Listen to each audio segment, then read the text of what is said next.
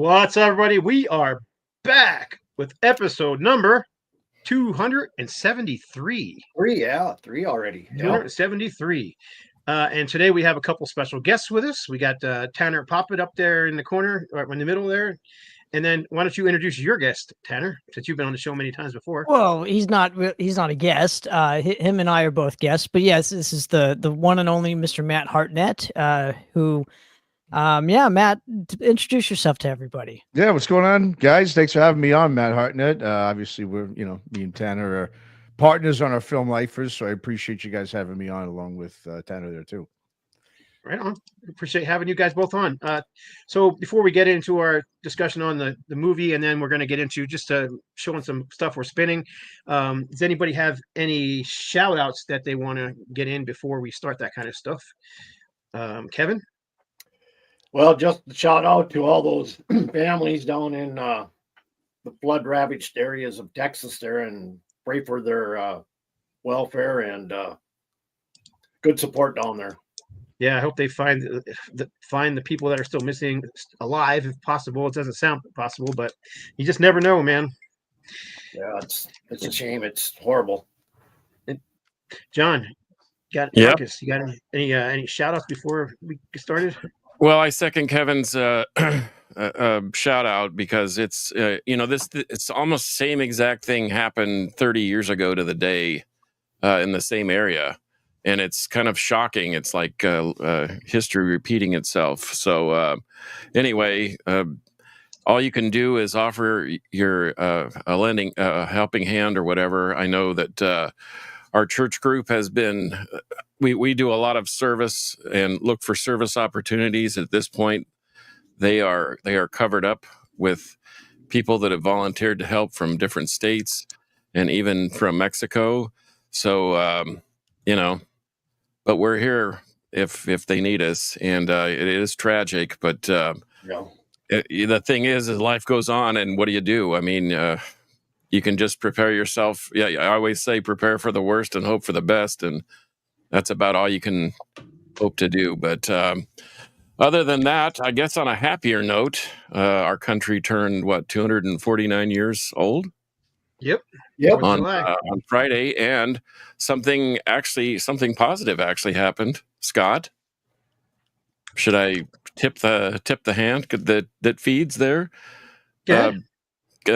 Creeper, who happens to be the lead singer, happens to be my brother-in-law now, signed with No Life Till Metal. So they are going to put out their first full-length record. They've put out a bunch of demos and some other DIY stuff, but this is their first actual full-length record, and it was recorded by Carrie Crafton and the Sterling Winfield, who have worked on some amazing projects in their careers. And so it sounds great. It is great. Songs are good. In fact, they played at a local Mexican restaurant. In fact, Scott, you remember where we went to dinner that one night that you were here, and we ordered the Voivod No Limit Outer Limits vinyl from the table? Well, that's where they played. They played down there at that place. And we had about 80 folks there on a 4th of July evening. It was wet and rainy, but they blew doors, man, and played a couple of unreleased tracks. And so it was a good time was had by all. And we're trying to line up a fall tour for them, maybe 15 to 20 dates. And so, Steve, you'll probably get to see them because one of the places they're going to play is down in Atlanta, and they'll probably play the Cobra in Nashville with our buddies from Hans Condor. And so that little pentagram run that I did gave me a little bit of a recon as to where we could send these dudes. But they're geared up and ready to go. And like I said, the album sounds great, and they're a fine-tuned machine. I don't know of any band that practices as much as they do. They practice 4 or 5 times a week sometimes. And man, they're razor sharp, and they were on like Donkey Kong on Friday night. So anyway, awesome. Other than we've had a few things. Who's the bass player from Kevin Rhodes. Angel Witch passed away? We've had some stuff Yes. happen this week. Kevin Riddle from Angel Witch Titan passed away. Okay, so he was also the bass player in Titan. Yes, I believe so. Yep. Okay, all right. Because I'd seen the one with Titan, but I didn't. And then I thought, well, I wonder if it's the same guy. But anyway, and once again, life goes on, and the older it's like my dad says, the older you get, the less friends you have, because they just and nobody's immortal. Like, we don't live forever, so it's unfortunate. And Roger Martinez from Vengeance Rising also passed away that last week. Oh yeah, I forgot about that. Yeah. Jeez Louise. Yep. So he, both of them, same reason. Both of them were dealing with cancer. Both of them passed away. I wasn't announced formally, but Rox Records was working on the Vengeance Rising anthology record, and because he passed away, they kind of felt like they didn't want people thinking they were playing off his death. So they announced that they were going to be delaying it. But when they do release it, it will be. It will be in honor of him, basically. So yeah. So will that be the same as the anthology CD, or is it something different? It's the anthology CD on vinyl with the track order proper instead of the ridiculous way it is on the original CD. And it'll have an insert with photos and write-ups and all that kind of stuff. And the original didn't have anything in it. So yeah, it's just one of those one-sided. And then I think the CD is going to have some bonus tracks on it as well. The vinyl won't, because the vinyl's already packed out. But anyhow, Steve, you got anything you need to add before we get going? No, let's jump in. Cool. Then I know we got to do our POW yet, but let's do that after we talk to, because that can be part of our What's Spinning section. Okay. So yeah, let's get into the topic here, which is, we got this little cool little thing here. Ready? There it is. Tanner Poppitt and Matt Hartnett. So let's talk about what's going on with you, Tanner and Matt. Yeah, well, once again, thanks for having us. We really appreciate it. Matt and I have it's primarily started with behind the scenes kind of started talking about, I don't know, just like offhanded comments with, when we were doing podcasts and whatnot. And Matt had a brilliant idea that I would like for him to kind of like expound upon. So when I heard the idea, though, I just knew I had to be a part of it. And so, yeah, that's where kind of Matt and I got the ideas for lifers. And but I would like Matt to talk more about it. So. Sure. Yeah. Thanks, guys. Just, it was just an idea I've been kicking around in my head for a while, but, and I'm sure you guys obviously interview, all these musicians that are middle-aged, and it's like, they're going out there, they're touring. Obviously, they're not making much money, if anything at all. They, it just always amazed me how they can balance it around their family life, their work life, and why they still do it, even though it might be not, cost efficient to go out there and tour and you're playing in front of 20 people on a Tuesday or Wednesday night or so forth. So me and Tanner just kind of powwowed and got together and said, let's get together 4 or 5 musicians who are still doing it today, still putting out music, still touring, and kind of just going really behind the scenes and seeing really how they make it happen, and more importantly, I guess, why they still do it. That was a question we wanted to ask all of them is, why do you guys still do this, even if, there really isn't much sort of return and, in sense of picking up a bigger fan base and selling records and so forth. And so, so we just kind of, got together, figured about 5 guys. We, figured who would be a good fit for it. Some had, some guys not too many people know of, but have been at it for, 30 plus years. And some guys obviously, have had some success, had been on some bigger independent or even a major label support and so forth. And so that's kind of how the idea came about for Lifers. So who are they? Yeah. Okay. Yeah. Can you tip your hand? Yeah, absolutely. Yeah. So I mean, the first guy we got, his name is Ruben Romano. He's a drummer. He's been with bands like Fu Manchu, some 90s bands, Fu Manchu and Nebula, who were more of the heavy psych sort of stoner rock metal bands. We got Trevor William Church, as I'm sure you guys know from Haunt and Beastmaker. A couple weeks ago, actually 3 weeks ago, 4 weeks ago here. Oh, cool. Nice. Yeah. And he's obviously was the guy we really wanted to get because he's the one of the only 5 that actually do it as a full-time job, that actually make a living off it. And obviously he's Yeah, got he's done a lot of his own stuff lately, on the church recordings label and stuff. So I know Trevor very well. Yeah. Yeah, I mean, we were, real lucky to kind of go to his house. We were trying our best. We came close to getting his dad, in the film Bill Church. But he had been sick and I think, Trevor was just like, let's not do it now. Plus me and Tanner we didn't have a background yet of doing a film. So I think they were a little hesitant about getting him in there.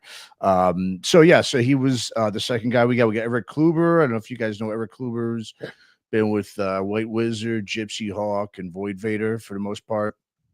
And then our last 2 guys, we were going to get one other guy that we had our eyes on, but me and Tanner went to this this music festival down in San Diego called the SoCal Heavy Jam. And the guys who ran it, who was Kip Page, who's in a band called Formula 400, and Nacho Maldonado, who's in a band called Mazoa, both put on this really cool, awesome festival where it was just such a really, community feel. They fed everybody food, and it's something you just don't see much anymore. So we both decided after that experience that they would be a good fit for the film. So we casted them in as well. Yeah. So did you have to go on the road with them, or I mean, I know Haunt, that dude travels free. I mean, he cranks out a record, whether it's on it. I mean, I guess he does all the instruments, then hires some hired guns to go with him, and then he just tours. Pretty much. I mean, did you have to actually hit the road, or was it mostly local stuff? Well, Tanner was able to get a lot of the footage with some local shows in SoCal. We were asking the guys, okay, can you get us some footage when you're on the road? Yeah, sure. But what we found out afterwards was, so we didn't go on the road, no, but just to answer your question, but also what we did find out was I think a lot of them, they weren't really sure what we were doing, even though we explained to them what exactly the film was going to be like. They really were just kind of like confused or really not sure of exactly what we were going to do. So I think some of them were hesitant to get us some of that footage. We were lucky enough for Eric. He had done a reunion in Detroit with a band that he was with some years ago, about 20 years ago, called Overloaded. And they were doing a reunion show. So we asked him, hey, do us a favor, please. Can you get us footage of all that? And lucky enough, he had a good friend that's a bit of a camera guy, did a lot of work for the band in the past. And so when you watch the film, you'll see there's a lot of footage from their reunion show that they were able to get. But so we didn't go on the road with them, but we would definitely want them to get us some footage, which they kind of didn't, unfortunately. But we did do a lot of traveling though. But we did travel, yes. Yeah, we didn't exactly follow them around town like schoolgirls or anything like that. But what we did was, I would go up to, because Matt's in the Bay Area, so part of our I guess film is kind of based in around that specific area. It's actually Fresno, so I would have to come up to the Bay Area to so we can go to Fresno and get all of the Trevor William Church segments for the film, and then Matt was doing a lot of traveling down here, so he would go to San Diego for the SoCal Heavy Jam that's included in the film, and then he would have to come down to interview Ruben Romano, who's actually in Orange County. So I was able to kind of get a lot of that kind of footage, but there was a lot of traveling that Matt and I did to make this film happen. Well, something I noticed years and years ago, there's a definite proximity connection, in Texas. I remember, gosh, this would have been in the early 90s. I booked 17 shows in 22 days, and we never left the state. Wow. You know what I mean? So I think that SoCal is kind of like that. You can kind of run the coast and between San Diego and San Francisco, or even Redlands, Sacramento, and still just have massive amount of shows. But this is a very interesting subject because the guys from Creeper, they've actually been a band for 20 years, and yet they haven't really left the scene from the local scene, and now they're looking to bail out. So to have been around somebody that has already left the left the local crib, you know what I mean, and gone out and about, that's probably invaluable. In fact, Nebula, Fu Manchu, those are all killer high desert bands that I really like. Yeah. Well, we really made it an effort to kind of document what was happening in the scene now. We didn't want this to be like a period piece in terms of just like only history. We wanted to actually document what's happening now. And I know, Carcass, you're more familiar with this because you're in Texas, I think near Austin, if I'm not mistaken, Fort Worth. I don't know my schematics as far as the, where things are laid out in Texas, but I do know that that particular scene. So there's a huge kind of, for those of you who don't know what's going on, there's a huge kind of heavy rock scene is what it's called. Matt was introducing it to me and I fell in love with it as well. And I know that was a poignant point in this film, was documenting what's happening now. So, right. Well, is that Ripple t-shirt that he's wearing? Yes, it is. Yep. Okay. Well, they're like the Kingpins, that and Heavy Psych Sounds. Yep. Those two have really helped the revival of heavy music. I know that Pentagram signed to Heavy Riding Easy Records. Yeah, they signed to Heavy Psych Sounds, and that's really propelled that genre back into the forefront. But there is a modern scene. I mean, Wofat, Mothership, all those bands, Orthodox Fuzz, FTW. I mean, we've got a burgeoning scene here, and then that doesn't even include Austin. And what's even along with that, though, is we know a lot of those bands that you just mentioned, but metal as a whole doesn't know a lot of those bands outside of the regional areas. What's interesting, though, is even big name bands are at this point in their careers where I've seen Raven with 10 people in the audience. I've seen Overkill of all bands with like 25 people in the audience, bands that were huge at one point and that are now playing here in the US, where they used to play for, 1,000 seaters, 2,000 seaters that can barely fill a room. It's kind of an interesting dynamic because it's not, the days of getting rich making music don't really exist anymore. You know what I mean? Especially for metal, Right. You sort of have to be in love with it and want to do it. George Call is another name that comes to mind. Aska's been around since 88 or 89, and they've traveled the world. They played for all these USO tours, everywhere from Afghanistan to Japan, and yet, they played a record store opening over here locally near me for 25 people. And it's like, and they played my living room for free just because they wanted to play. So once again, I think if you want to play, there are plenty of opportunities. But if you want to get rich, boy, you're in the wrong business. Oh, yeah. Well, and primarily you guys are mentioning like 40 and 50-year-old bands, right? We're trying to document what's happening now with like bands that are like 5 and 10 years old.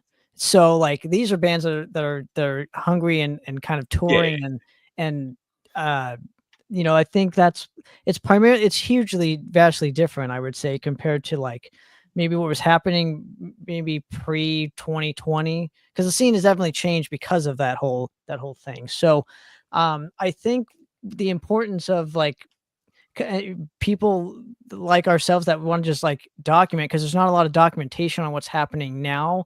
And so that was a really fun aspect of Lifers for me personally, was like getting to have the opportunity to document what was happening now, and like that there is this burgeoning scene, and it's like not solely based in nostalgia where you're not having 40 and 50-year-old bands. It's like bands from the last 5 and 10 years that maybe have had members from other bands from the 90s and things like that, but they're forming new bands and are still wanting to go out there and tour. And it's like we were trying to figure out, obviously it's awesome that they want to do this, but how are they able to do this with families?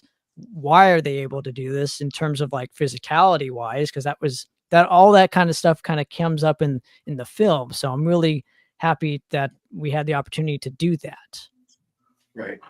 So I have and since you guys are already, you just mentioned it, you kind of got your finger on the modern pulse of that style of music, but Radio Moscow is a name that comes to mind. Are they still a thing, or are they? They were like to number one with a bullet in that scene, and then all of a sudden there's solo records, and then there's really nothing. Yeah, this is Parker Griggs, right? Yeah, from Yeah, Moscow. Parker Gregg. Yes, great, sir. amazing guitarist. Yeah, I don't think they're still around. He's got his band El Perro, who, yeah, that's kind of I think what he focuses on. But even him, he's very. I know some promoters that try to get him, and he's kind of difficult sometimes to book. And I know they used to be based in San Diego, then they went back, I think, to Iowa. Yeah,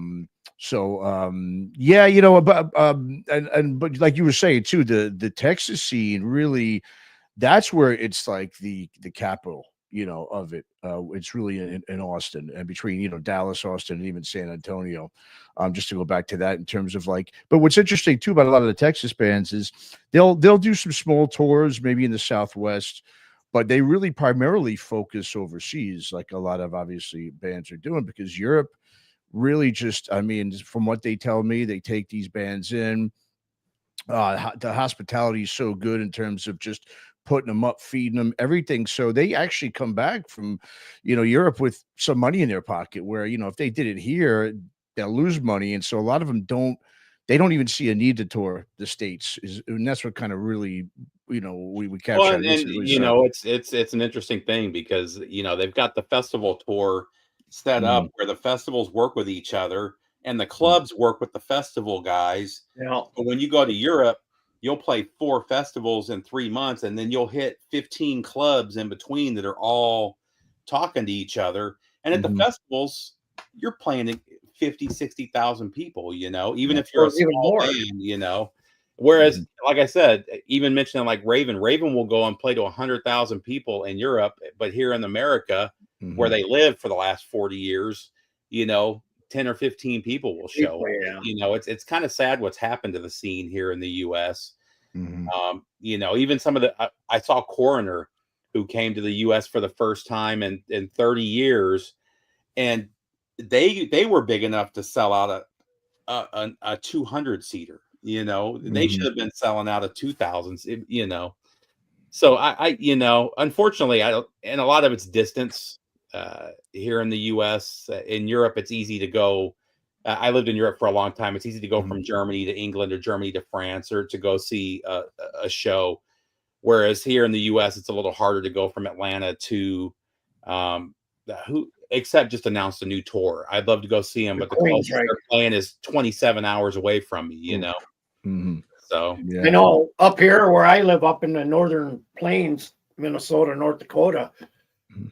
The scene up here isn't very, very well known. I mean, there's no clubs really to go to, maybe 1 or 2, but you have to go down to the cities in order to really get involved with what we're just talking about here, because there's really nothing up there. There was a couple bands up here.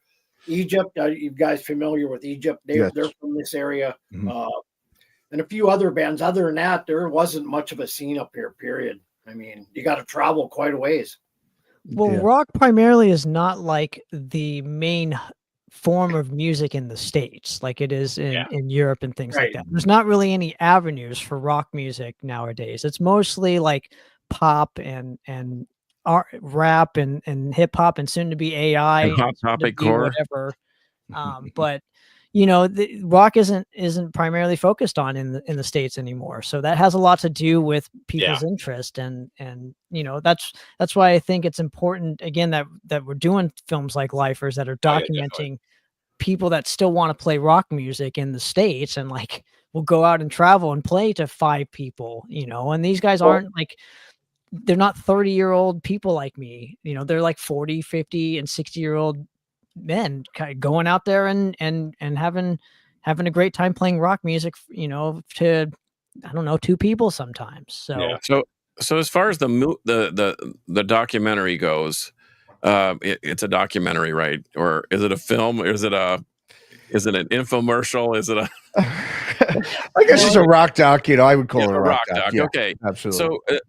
So what should we learn from this? I mean, what is that? You've kind of told us the premise, and I mean, people ask me all the time: is rock dead? Is metal dead? Every generation says that. I've never thought that rock was dead, and I thought that with some of the bands that you've mentioned, and some of the people that we've already talked about, they've been more than apt in keeping it alive. Absolutely. But so what's the underlying, like when people watch it and then they say, well, that was awesome, and this is the message that I got from it. What would be your, just in a nutshell? I would say the message would be, yeah, I mean, sure, rock and metal doesn't have the cultural influence it once did have here, but it's like you said, it's not dead.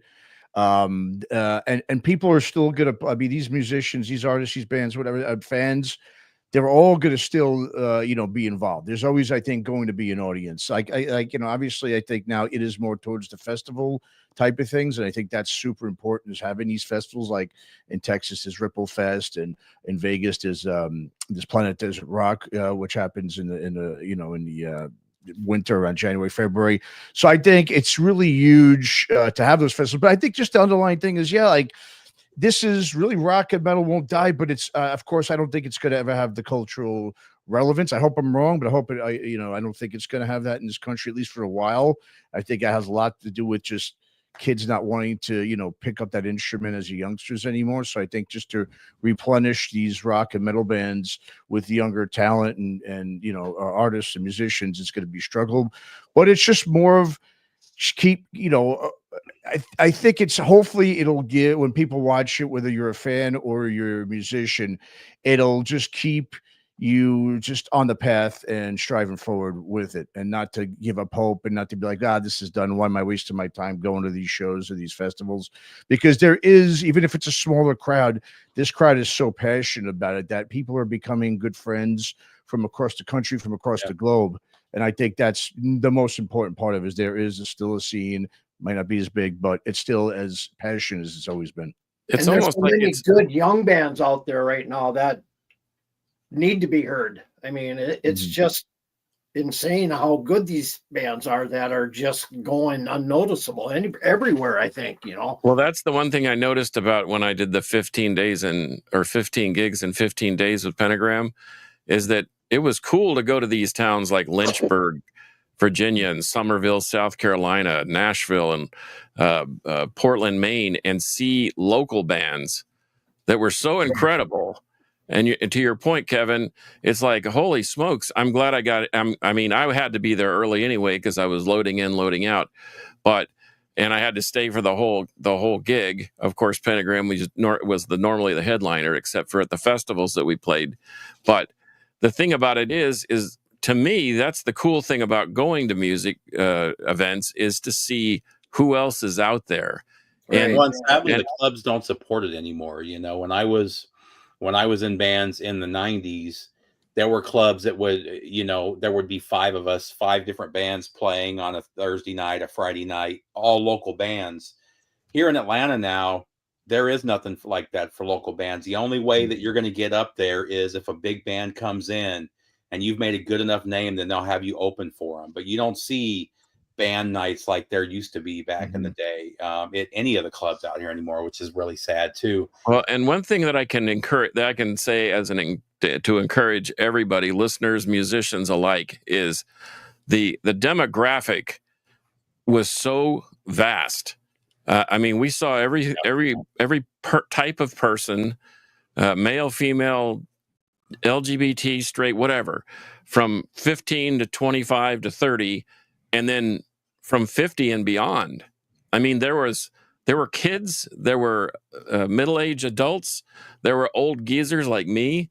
The disparity in age was vast, but everybody left it at their differences at the door and just came and were bonded by the music. And I think that's what was most encouraging. It reminds me of a little bit of the Bay Area thrash scene back in the 80s. There was, Testament, Exodus, Violence, Death Angel would play to 30, 40 people, and then 2 years later it's 200, and then 2 years later they're cutting records and touring the world. But they all started with humble beginnings, and it just seems like, but back then it was word of mouth and tape trading and so forth. And I see this almost as a carbon copy, except the advantage is we're not sending tapes overseas. We're sending MP3s to our friends in Russia and England and Greece, and they're Well, and freaking Trevor's out. done it almost exclusively through Bandcamp. It's amazing Yeah. what he's done Yeah. for himself just with Bandcamp. Well, In again, that Bay Area today, even now, there's so many good thrash bands out there. I mean, Frolic is one of them that I've been following. I mean, they're just killer. But I think that area's always had good thrash, no matter what decade it is. You know, it's just certain And I was decades produced more bands. I was just kind of using that as an example because they were. I used to roadie out there 2 or 3 times a year back in that era, and you know, when you knew guys like Phil Demmel, and they were just regular guys in ratty jeans and beat up shoes and trying to get their guitar to not break a string because they didn't have any backup. You know what I mean? And now they're much bigger. But the thing is it started as a small group and then expanded because of local support. well, right, but it also, I mean, again, you're comparing a 50-year-old band that you toured with to like bands that were starting out in the 80s that were like 1 or 2 years old, right? So, but Right. that particular scene had photographers, they had interviewers like our mutual brethren Bob Nalbandian, you know, promoting bands out there. So they had a community of people. So like, I'm not really seeing a community of people that are documenting, because those are huge in just making a community grow. It's not just the bands. You know, you can't just have bands. That doesn't work in a No, a they need fans, and I hear I see your point. It's a little. It's like the scene is almost a little selfish. That's right. Because they're almost afraid to cross promote and to work with another band or Well, you know, I remember times that if, like, for example, I've seen Phil Demmel break a string and somebody from Death Angel hand him a guitar, and you would never see that anymore. They're just like, well, I guess he looks bad because he broke a string. You know what I mean? It's like there's not that camaraderie anymore. Well, yeah, we haven't been encouraged to help and see the greater picture, the bigger picture. It's always like dog eat dog world, and that's what's killed a lot of the scene. Is from my from my perspective as a guy playing in a band, myself is there's also the bigger bands aren't giving smaller bands opportunities. Yeah, they're not touring. You know, you're not seeing Priest and Maiden when Maiden is like.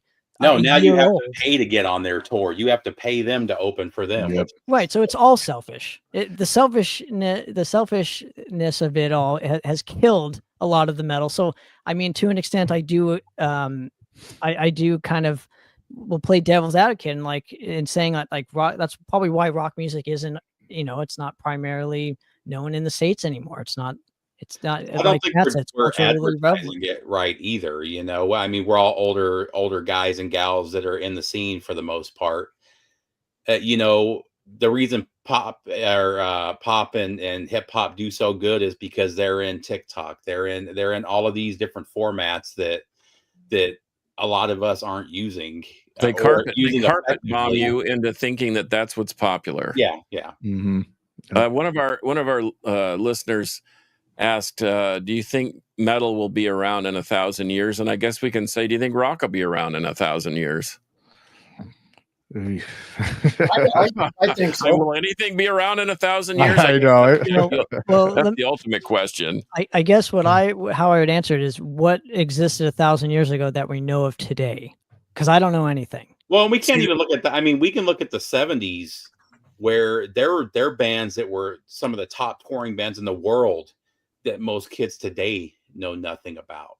You know what I mean? And that's 40 years, 50 years, and huge bands people today have never heard of. I actually met a kid who didn't know who Led Zeppelin was. Had no clue. Yeah. I mean, Grand Funk was one of the biggest bands in the world in the 70s, and most people know nothing about it. They've never even heard of the band before. You know? I showed a kid at church that picture of myself and Tony Reed and Scooter Haslip standing underneath the Grand Funk Railroad trestle, and he's like, "Well, what is that?" And I said, "Grand Funk Railroad, one of the greatest rock bands ever." And he goes, "Rock band?" And he, like the dog that hears the sound and tips his. Well, And I'm like, yes, well, look 'em right, up. but there's not an avenue for getting people into rock music. Like there's no Yeah. Guitar Hero anymore. There's no like MTV. There's no There's things no like this. radio anymore. Well, Even right. even the metal radio has disappeared. The hard rock radio has disappeared. Yeah. Hard rock radio here in Atlanta is all alternative, and they may play a Metallica song here and there, but that's about it. It doesn't exist. Whereas, in the '90s, every area would have at least 2 hard rock and metal stations. And even like I'm from Phoenix with 8 million people, and we had 3 hard rock and metal stations. They don't have one at all now. Yeah, what's the incentive for these young kids, to pick up an instrument? Like we were kids, why did we see? Well, it was on the radio, it was on MTV, even more important. And then so you just like, well, I want to be a rock star. Look, I mean, you go on stage, you get chicks, you're the man. So it drove everyone to want to pick up the instrument. Our kids now are going to be like, well, why am I going to pick up an instrument? For one, I got to play within 3 or 4 other people, which that's a big problem too. It's Plus, you got to easier. put in your 10,000 hours learning how to play it. Exactly. Yeah. Right. Yeah. And the kids can now, if they're virtuosos or they're playing, really good guitar or whatever instrument, they could just go on YouTube, start their own channel, become a quote unquote rock star on there. And because there was this guy, Nick Nocturnal, his name was just YouTube guy from Canada, great, guitarist. And I remember a buddy of mine did an interview with him, and he said, "Well, dude, why don't you be in a band? I mean, you're such a good guitarist." He's like, "Why? Why would I want to? I'm already get million, I got 1 million subscribers. I get millions of hits on my YouTube channel. I'm already a star here. I don't want to have to, work and deal with 4 other people to put a band together." So there's just no, like you said, there's no camaraderie. There's just there's that, that communication thing. It's just a whole different world. Well, then on top of that, they have to learn how to write great songs. Yeah, So that's like most of them don't know how to do that. They don't even know how to write a great riff. They can play the shit out of a guitar, but can they write a great song? I've told this story that I had a buddy, Chris Hyatt, and he was famous all over for doing a Stevie Ray Vaughan tribute. He looked and sounded exactly like Stevie Ray Vaughan. When you see him live, it's one of the most amazing shows. Then he would sell his own CDs, and it's the worst music that you've ever heard. I mean, I love the guy, and he's not doing this anymore. He's not watching the show. So, but literally one of the best guitar players I've ever seen cannot write a good song to say, I think So you what do we got to do? have What do we that do? certain thing ingrained in your mind to write a good song. I mean, to me, I think you got to be around it all your life, or maybe it just comes naturally. I don't know. What are your guys' thought on that? I think the problem is kids don't read anymore. They're in the internet. For me, being in bands wasn't even about doing live shows. It was about hanging out with my buddies. We weren't distracted by the internet or video games. My favorite thing wasn't even shows or doing tours. My favorite thing was in the garage or at the Ice House in Phoenix, which were old freezers from the 1900s. Just hanging out with other bands and doing house part. That was my favorite part of it, was just the community of it, which doesn't exist the way it used to either. Yeah, there's too many distractions now. Now you got a cell phone and you got all the entertainment in the palm of your hand. You're a wizard. So like you don't really need to like why would you need to technology killed the scene mostly. I mean, once we got everything technologically advanced, it kind of went behind the scenes. I mean, as far as the music went. Well, I went to a celebration of life for Casey Crazy Fingers McKinley, who was a great guitarist here in the local scene. He unfortunately passed away from cancer. And in talking to his bandmates, I helped put out their first record. And as they were doing their second record, they were being asked to trick it up. And they all just said, if we can't play it with our own hands and feet, then we're not going to do it in the studio. And some of the stuff that I hear, I'm like, that's physically impossible. I mean, you may be able to pull it off for a split second, but I mean, it's physically impossible. I mean, I play drums. I know what it takes. I'm not certainly Carl Palmer or Henry Vasquez or Steve Bodine, but I know what it takes to lay down a track. And some of the, even especially in the drumming side of things, it's it's absurd. And I think that, to your point, they're not really learning their instruments. They don't have any, because technology has made it way too easy with triggers and with drum machines and what have you, and whatever you can just you can push a button and have the AI do it for you. I had a guy at the gym asked me about. He said, "Hey, I wrote this song about this, and this," and it took me like all of 40 seconds. I'm like, "Are you kidding me?" And I listened to the song and I thought, I hate to admit it, but this is pretty good. So, well, that's what they want. But so what do we do? I'm starting to feel a little desperate about the scene, because people ask me, well, why do you have so many records, or why do you have so many CDs or whatever? Well, because at some point I'm going to be the guy in the missile silo with the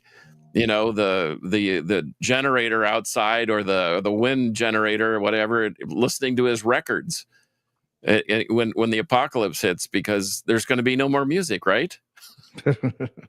Well, there's going to be no more music written by humans. AI will probably take over all of that. But I think, honestly, it starts from ground zero as far as I'm concerned. So you do have to have the bands, you do have to have photographers and videographers and people documenting the scene. You have to have something that forces people to say, hey, this exists. Here it is. This exists. So I don't think, like I said, that's why when I was playing guitar, and like Guitar Hero was a huge thing, I'm like, oh, I got to discover all these new bands that like I had never heard of because of this video game. So I think it has to also come into like a different style of media as well that'll help it out. So there's many things that I think will and can happen for a resurgence. But yeah, I mean, it starts with having that foundational community aspect.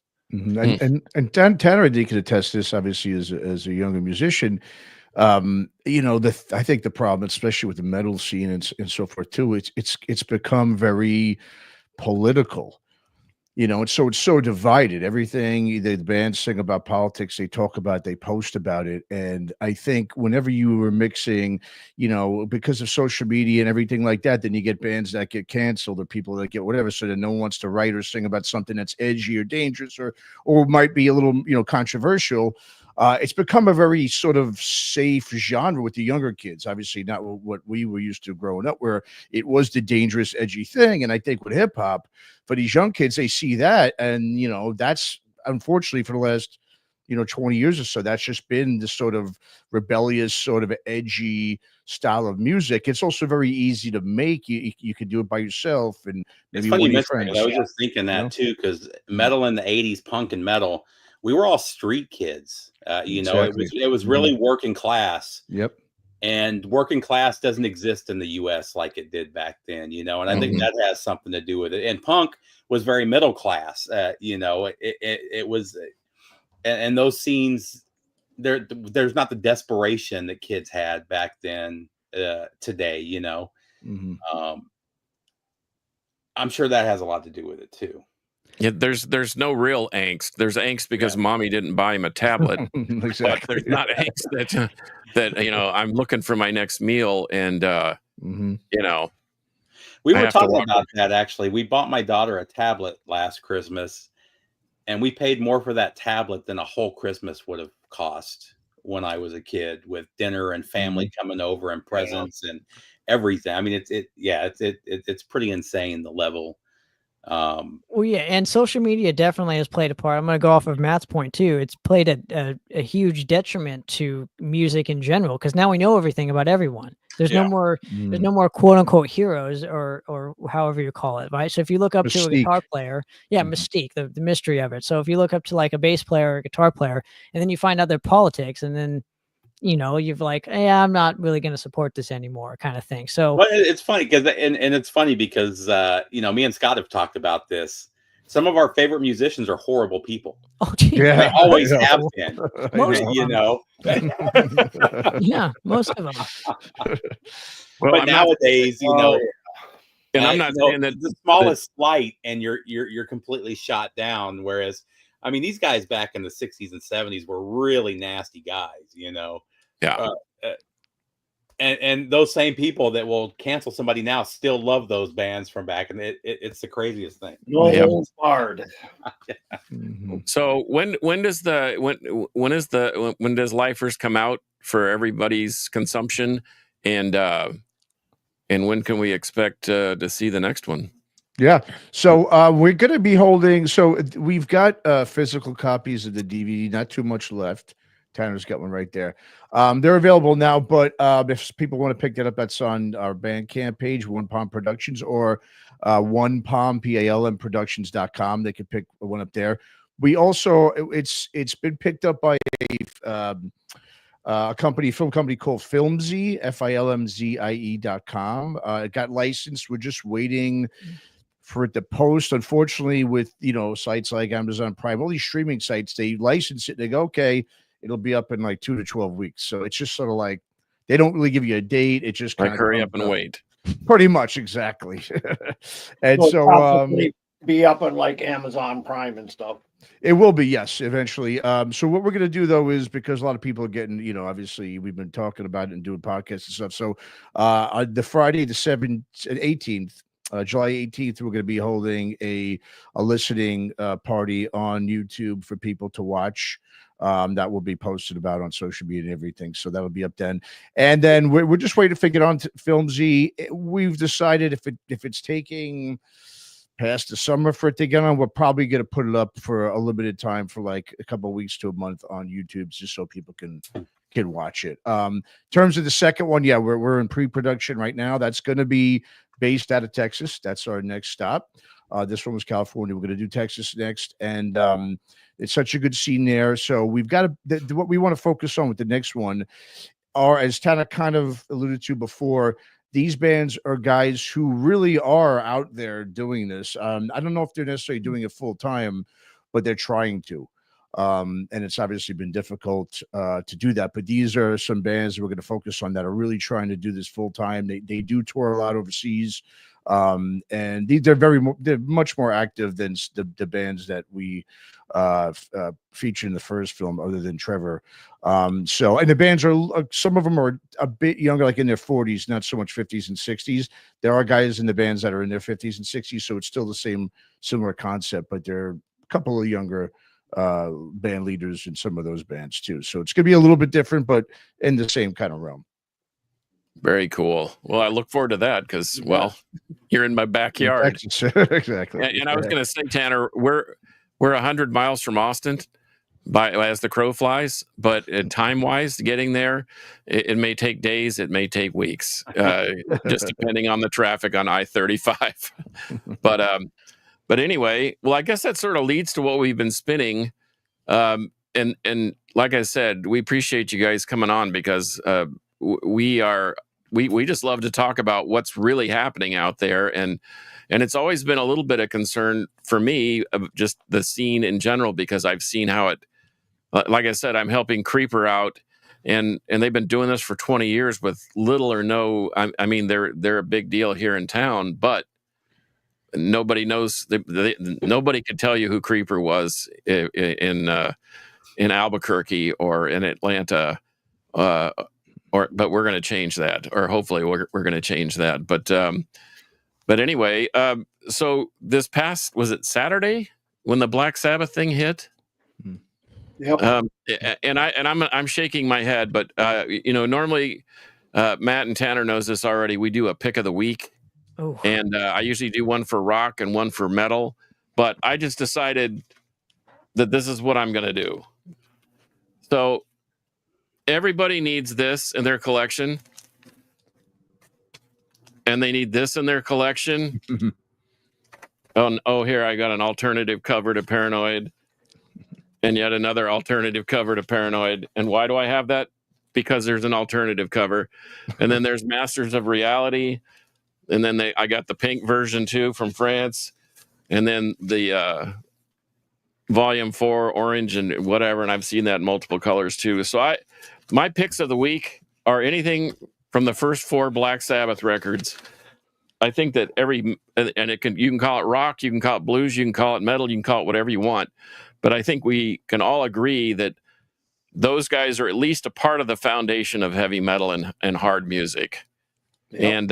And without them and a bunch of other things and some kind of serendipity where everything kind of lines up, we don't really have heavy metal. And so my picks of the week are the first four: Black Sabbath, the self-titled, Paranoid, Masters of Reality, and of course the Mighty Volume 4. Love I it. want What to do you jump guys- in what real do you quick. guys 'Cause think? you mentioned the Black Sabbath. We were mentioning Desert Rock earlier, and this is a band from the 70s. I've been listening to this a lot. That was almost doing desert rock before it was a thing, and each of their albums is different. This one definitely sounds like what's going on right now with the most generators and the Black Rainbows and those guys. But if you guys haven't checked out the third album from Buffalo, Oh yeah, Oh, Buffalo's awesome. love all them. three of their records are fantastic. But I Shredding was that, listening yeah. to this one. There's so much early desert rock sound and doom metal sound in this that I had never really noticed before, listening to it 20 years ago when I heard it for the first time. But all three of their albums are must-haves, but this one really resonates now with what I've been listening to a lot of. When did that come out? Because I heavier has become slower for me as I've gotten older. When I was younger, the slow doomy metal, it wasn't fast enough, it wasn't aggressive enough, and now I'm starting to realize it's heavier than a lot of that stuff was back in the day. Yep. You know? Oh yeah. when did that one come out, Steve? I think it was 75, Okay, because 74. honestly, I've never seen it before. So Yeah, I'm gonna do so a their deep dive. second album is the one most people see. Volcanic Rock, right? Yeah, Yeah. and it's a fantastic Awesome. record. Yeah. But this one, man, it really hits a sweet spot. It's a must-have. And the other one I wanted to show, me and Scott have been talking about this band for 20 years. They've never gotten their due. Norwegian, X-Tolls from Norway. Correct, Scott? You're muted. They're finally starting to press their stuff to vinyl. Wow. So this is their first That's the best record. one. You can get it on Bandcamp. This is No, a it's 10 not. out of 10 record. That's It is a great record, but it's not their best one. That's the best. No, one. it's not their best one, but it's still, No, it's not their best That's one. my favorite one. These Yeah, guys were 19 and 20 years old when they did this record. Not only were they 19 and 20 years old, they were in Norway with the church burning black metal bands. They came out of that same scene, and they were a progressive death metal band that were Christians. And they were playing some of the same shows with some of those crazy. It's the craziest story behind the band, but they don't have a bad album. All their albums are fantastic. So get this because it'll sell out. This is the Splatter vinyl. It's already This going is for the best one. already going for over $100. So grab it while you can. I would agree. yeah, I like that first one way too much. All right, I'm gonna jump Barrel's in here. awesome. No, but I love both of them. But I'm gonna jump in here this- with my two picks. I'm gonna give you an old one and a new one. Okay, so this here's my is old. literally Yes playing death metal. That's how I describe it. Ah. Wow. So this is my first one. This is what I've been jamming to a lot because I love Frank Marino. He's That's my me favorite too. guitar player One of my all time. favorites. Especially that record. And then the other, Shannon's awesome. My He other does one never is have an opinion. is called Salem's Bend. Now they were one of the bands that Matt and I saw at the SoCal Heavy Jam in 2023. Gosh, it's been that long already. But this record is fantastic. If you want progressive rock like done right, this album is excellent from start to finish, and they just blew my mind. So those I are my two. agree, and thank you for the recommendation because I took the ball and ran with it and found another one of their releases too. Mhm. What you got, Kevin? Anything? Get here. Yeah, I got a couple here. And recently came across was Riphobia. I think they've been Never. around maybe 10 years. This is their actually self-titled release, but just thrash. And then a new one I just came across. Stoner, Doomy, Cobranoid Oh yeah. from 2024. This stuff, I mean, side 2 of this is phenomenal. I gotta They're say a though, some of these three-piece- band names are getting kind of silly. They're a three-piece, and I mean the second side is the best of this album, but doomy, stoner metal, groove metal. That's all I have. Fantastic. I got one right here. I guess since I was just listening to this, you mentioned him before, Tony Reed, Moss Generator. This is a split they did back in 2015 with a band called Stub, which was a UK band that's like a stoner blues kind of band. It was a split, and some of these songs went up on one of the Moss Generator records, but it's a really cool split. I think Tony Reed's one of the best musicians in rock. He can do everything. Yeah, well, we were just talking about that with him. Oh, really? Yeah, well, he toured with Pentagram, and he wrote. I guarantee he wrote at least half of that record because it sounds like his. No, writing. he and Henry took 2 weeks and wrote 22 tracks. Wow. And fleshed out and fleshed out 17 and said, "Okay, Bobby, which ones are we going to record?" And I think honestly, it's one of the best all-around Pentagram records. And between the writing and the recording, they were done in 2 weeks. Wow. Oof. So, but yes, you're right, Matt. He's not only a phenomenal guitarist, but he's an amazing person, man. He and Scooter are going to go places. In fact, they've got plans for stuff when they get back from tour, which I think is this week. I think this is the last week of their run. But here's a Moss Generator. But yeah, man, he is a great dude, and man, full of ideas. Just and he and I were talking because we had a lot of distance, a lot of windshield time on that tour. But I think he's participated and or put out or produced at least 60 records. Yeah, it's just crazy machine. But, yeah, and he still has more ideas. In fact, he said, "Yeah, we did some kind of heavy Repulsion because we went by the Repulsion house when we were in Flint, and Repulsion's one of my favorite bands of all times." And he said, "Oh yeah, I did. I played in a band and played drums for a band called Wood Rot, and yeah, it sounds like Repulsion." And I'm like, "Dude, there's no way you did anything that sounded like Repulsion." Well, guess what? Really? He's right. It's called Wood Rot, and I'm telling you, it sounds like Repulsion. And it's, in fact, the rehearsal CD is more. It's less polished and more aggressive than the actual record itself, but they actually put out a record. Wow. So anyway, but once again, if you're good, you can do pretty much anything. In fact, we were talking about, we were doing these like all-star lineups, like name your vocalist, your guitarist, your drummer, and your bassist. And we pretty much all agreed that guys that are multifaceted, like the Satrianis of the world, that can play rock, metal, blues. I mean, heck, Satriani even produced Possessed at one point in time, and nobody even realizes that unless they were headlong in the scene. But Tony's one of those guys. He can do just about anything. He can do Waylon Jennings, or he can do Warbringer. It doesn't matter. He can do anything in between. Yeah, he sent me some when I interviewed him some years ago. He sent me some files. He did it was even like a death rock thing from like the early 90s. It was in a band, and I'm not a death rock guy, but this was actually really good. And I'm like, everything he does is good. I mean, he's an amazing bassist too. I mean, he a drummer. He's just really a very very underrated and appreciated. I think Moss Generator he started by himself. Wasn't it just him that did? Yeah, it was just by himself. Yeah. And I have a local friend, John O'Garrett, who's also been Shock Withdrawal, Turbid North, Kalia. He's been in a million bands, but he's typically their drummer.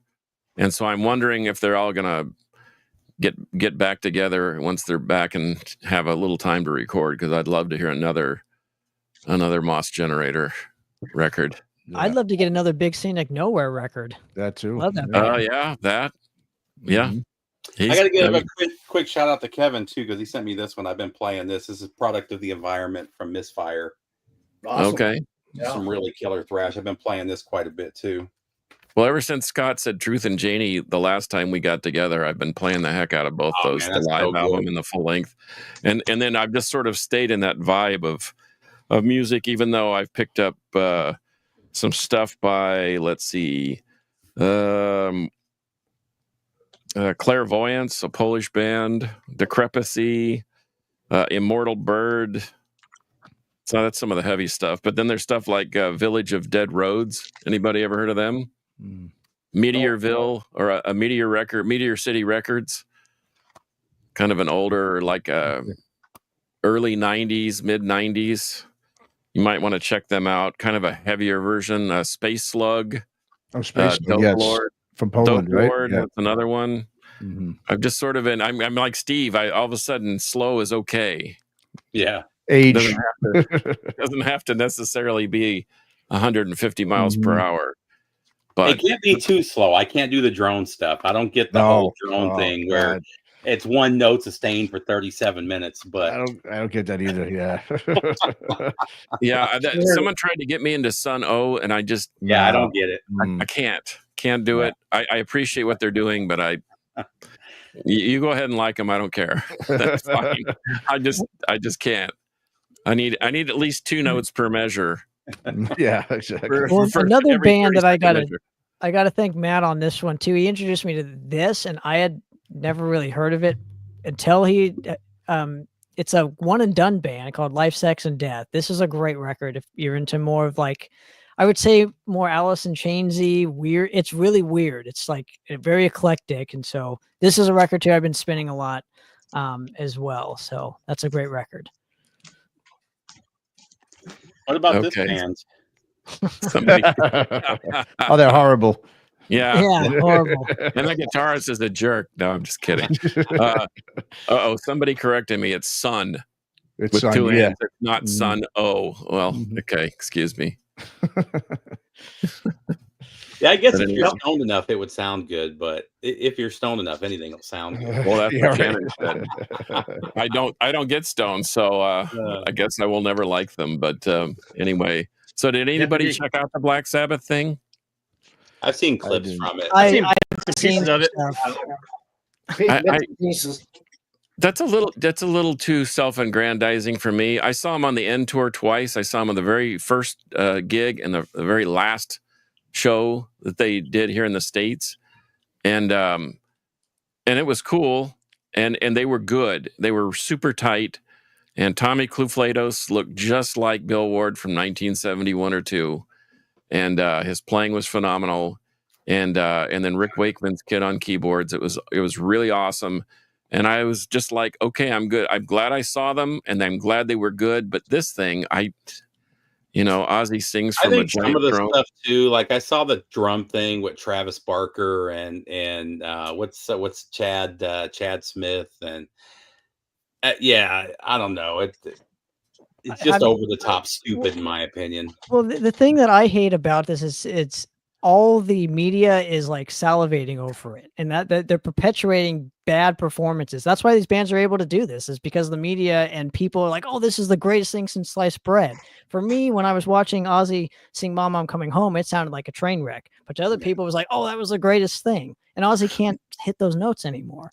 Clearly. Well, it's like, but we've had this discussion before, Tanner. Yes, I know. 2 people standing there staring at the wall at this painting, and one person says that's the greatest thing since sliced bread. Well, and the genius about Ozzy was, as Ozzy got older and he lost his voice, he would drop songs off the set that he couldn't hit anymore.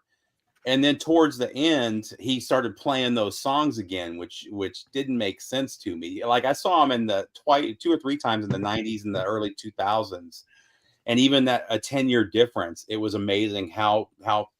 But let me ask you a question though. Why was Ozzy able to do a solo set and none of the Sabbath guys could play anything outside of Ozzy era Sabbath? Because of his wife. Of course. That's why. It has nothing to do with Ozzy. I mean, he's literally for decades now. He's been kind of pulled around on a leash by his wife. You can tell.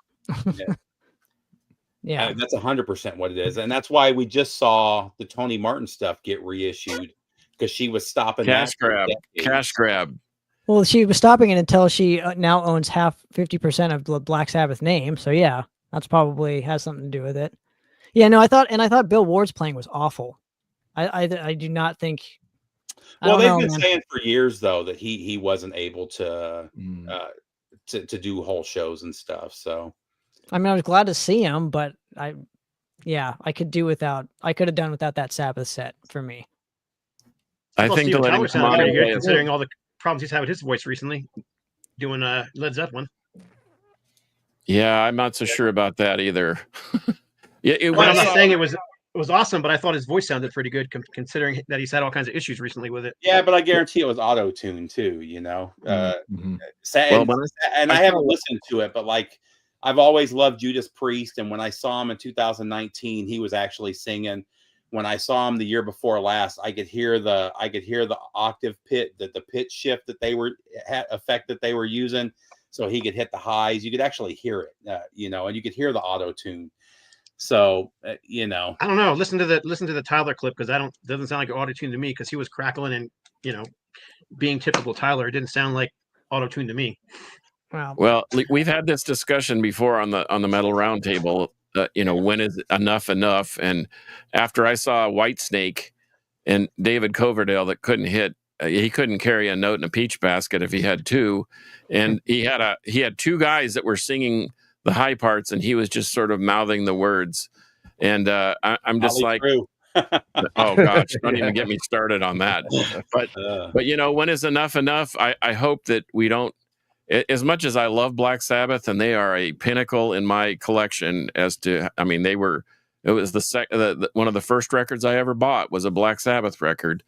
But enough is enough. I mean, now you're just ruining your legacy, in my opinion. And it's just my opinion. So I can turn the knob to the left or switch stations, but don't force me to watch it and make sure that I appreciate it when I don't appreciate it. You know what I mean? I thought it was sad the people that they brought in too. I mean, they brought in some good people for the show, but well, that's what carried the show. It wasn't Ozzy. It wasn't Ozzy for me. But I also think that it's hopefully now they actually retire because Ozzy's had like 4 different retirements.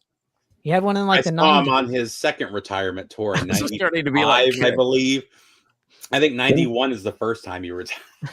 Didn't Kiss retire the first time in 99? Oh, and then then so many bands have done it. Yeah. Yeah. So Scorpions anyway. too. Well, yeah, they're doing the 60th, the Scorpion 60th. Oh my gosh. I'll tell you what, though, at the Wacken thing in 06, when the Scorpions were the headliner, they had a member from every lineup play at least one song, and that was very, very cool. That's cool. And that was pretty amazing because the Scorpions in 06 were still, I mean, that's nearly 20 years ago. So that was. Tell you what, that last record that the Scorpions put out is one of the best records they've put out since the early 80s. I thought it was fantastic. Scott still is reeling from that one record. I have a question. Yeah, that was horrible. Who is the youngest band that they had on this Sabbath show? It was that Youngblood. Youngblood, is that his name? Youngblood, yeah. So one. They had one new Well, band. him and Jack Black had Tom Morello's son playing guitar. But that's not a new band. That's Jack Black and no. Well, yeah, there weren't really any bands. It was all members of different groups and stuff. For the most part. Right. Pantera, so that's why metal is in the state that it's. Pantera was the only real band that played, and even that's is more of a super group now. Yep. So do you take it or do you leave it? I leave it. I throw it in the gutter. I had no interest when they announced it. I had no interest in, and Ozzy is my all-time favorite. I love Sabbath, one of my all-time favorites. I had zero interest in watching that show. Yeah, me either. I'm glad people had fun at it. I mean, I wouldn't have been my thing to be in a crowd like that, but whatever. Well, you also didn't spend $6,000 on a ticket. No, and I spent $100 to see Peter Frampton last week, and he was freaking fantastic. And there was no auto tune, and his voice sounded great. And he had to sit in a chair the whole time because he's got condition now. But he played and he jammed, and it was a great show, and I loved it. So a lot of his newer stuff is really good. He played a lot of old stuff. He played a lot of Humble Pie, which was really cool to hear him doing some of the Humble Pie stuff. And it was a fantastic show. I'd go again in a heartbeat. I had a blast singing along, and most of the songs were jams. He was just playing guitar, and the funny thing was he was in his chair, and he couldn't get up to jam like you could tell he wanted to, but he was rocking back. And there was a couple times you thought he was going to fall out of that chair because he just wanted so bad to get up there and jam like he used to. But the entire time he had a smile on his face from ear to ear. You could just tell he was loving life. And at the very end of this, everybody walked off the stage and did their little bows and everything. And he sat up on stage by himself, got up on his little cane. And he said, "You know what?" He goes, "You never know what's going to happen to you in life." He goes, "I'm just glad I can still do what I can do because I'm not supposed to be able to do what I can do anymore." And he gave a short little message about being nice to everybody. And I enjoyed that show tremendously. And the dude was funny as hell too, man. He had us cracking out. He was making fun of himself, There's like still in some the part great of the old song where timers out there doing it. I saw. Yeah. I'm a big fan of the band X, and I saw them last year. And they're still fantastic. And Billy Zoom, who's an amazing guitar player, same thing. He's sitting in a chair. He can't stand up for one song. Still plays fantastic, and the rest of the band still sounded great. But there was a part in one song where there's a part in one song where they talk about not cutting your hair or something like that, and he's like, he paused for that. He was playing the song, and then the whole band just paused. Because obviously he's bald now, so and then they went back into playing it, so it was really freaking funny. How old is he now? The oldest band I ever saw was at Fargo Blues Fest, and it actually was just an individual, Pine Top Perkins. He was 95. Wow. On stage, sitting in a chair. He I saw Willie was like that. I saw Willie last year at 91. I think Peter Frampton's 76 or 77. 77. Okay. And the interesting thing about Willie is he can't keep a steady beat anymore. So his voice, the tempo kind of shifts, and the band is so good that they've learned to shift with him. So it's really cool watching those guys play. But his voice still sounds fantastic in the 90s, though. It's crazy. But as we've mentioned from the very get-go, unless you really want to do it, you shouldn't. And these guys love it, like Peter Frampton, like Willie Nelson. They're not. I don't think they're doing it for the money.